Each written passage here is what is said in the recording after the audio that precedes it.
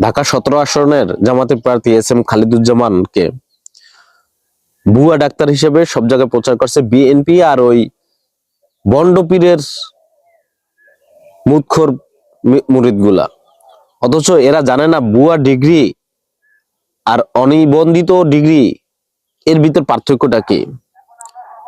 সে যে এমব্রয়ডারির উপরে ডিগ্রি নিয়েছে বিদেশ থেকে, সেটা বাংলাদেশের যে মেডিকেল বোর্ড আছে সেটা এখন পর্যন্ত সেখানে অনুমোদন পায়নি, কারণ বাংলাদেশে এই ডিগ্রি নাই, এই ডিগ্রি দিতে পারে না বাংলাদেশ। সেইটা সে বিদেশ থেকে করে আসছে, সেটাকে তারা ভুয়া ডিগ্রি বলে প্রচার করতেছে।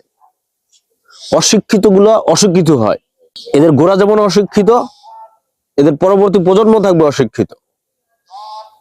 এদেরকে এরা ভোট চায় কিভাবে? এরা দেশটাকে অশিক্ষার যে কালো অন্ধকার সেদিকে এই দেশটাকে নিয়ে যাবে।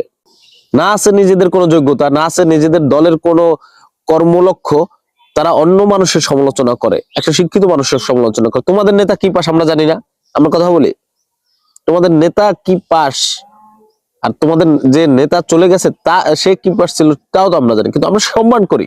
সম্মান দেওয়া শেখো, সম্মান যদি দিতে জানো সম্মান তোমরাও পাবা। অশিক্ষিত দলের অশিক্ষিত চামচা